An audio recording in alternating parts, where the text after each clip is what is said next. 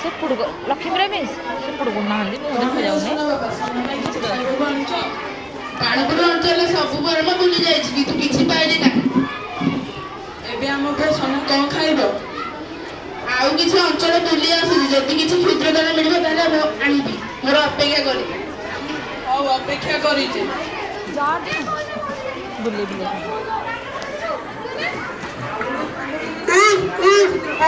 ମତେ ଭୋକ ଲାଗୁଛି ବୋଉ। ତୋର ରହ, ତୋ ବାପା ଯାଇଛନ୍ତି ତୋ ପାଇଁ ଖାଇବାକୁ ଆଣିବାକୁ। ତୁ ଏଇଠି ପାଣି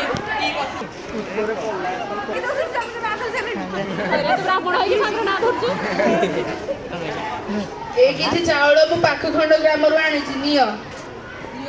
ଦିଅ, ଏହା ସୋନା ପାଇଁ ରୋଷେଇ କରି ତାକୁ ଖାଇବାକୁ ଦେବି।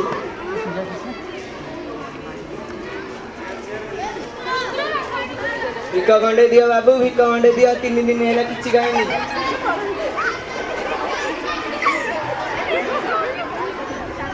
କିଏ ସୋନା ବାପା? ଯାଇ କବାଟ ଖୋଲି ଦେଖି ଆସିଲ। ଆଣୁଛି କିଛି ଭିକ। ଗୋଟେ ଭିକାରୀଟେ ଦାଣ୍ଡରେ ଠିଆ ହେଇକି ସେ କହୁଛି କି ସେ 4 ଦିନ ହେଲା କିଛି ଖାଇନାହିଁ, ତା ଏଇ ଦାନାଟିକୁ ତାକୁ ଦେଇଦିଅ। ଯଦି ଆଉ ଏଇ ଦାନାଟାକୁ ଆମେ ଦବାନି ତାହେଲେ ଆମେ ସ୍ୱାର୍ଥପର କାମ କରିବା। ଏମିତି ତ ହଜାର ହଜାର ପିଲା ଭୋକ ଉପାସରେ ମରି ଯାଉଛନ୍ତି। ହଉ ନେଇଯାଅ। ମତେ ଭୋକ ଲାଗୁଛି ବୋଉ। ରହରେ ବାପା, ତୋ ପାଇଁ ବାପା ପୁଣି କିଛି ଆଣି ଦେଇଦେବେ।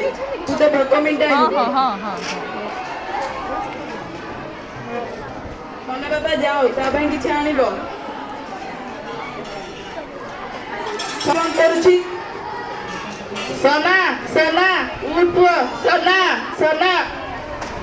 ଏହା ତମ ଯୋଗୁଁ ହେଲା। ତମେ ଯଦି ତାକୁ ଦାନ କରିନଥାନ୍ତ ତାହେଲେ ଏଇ ପିଲାଟା ଆଜି ଆମର ମରିନଥାନ୍ତା।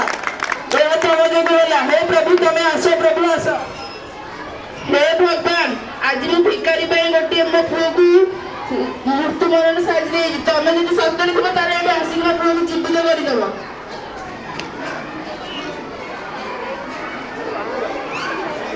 ତାଳି ବଜ ଗୋଟେ ତୁମର ଏଇ ପୁଣ୍ୟ କାମରୁ ମୁଁ ଭାରି ପ୍ରସନ୍ନିତ ହେଉଛି।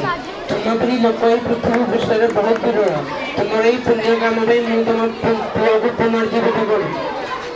ତଥାସ୍ତୁ। ପୁଅ ସୋନା,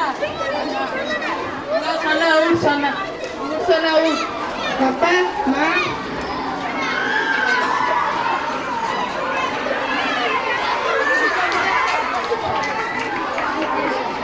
ମୁଁ ଆଜିକୁ ଆହ୍ୱାନ କରୁଛି ଯେ ସବୁ ଲୋକ ନିଜ ନିଜ ସ୍ୱାର୍ଥ ତ୍ୟାଗ କରି ପରୋପକାର କରିବେ।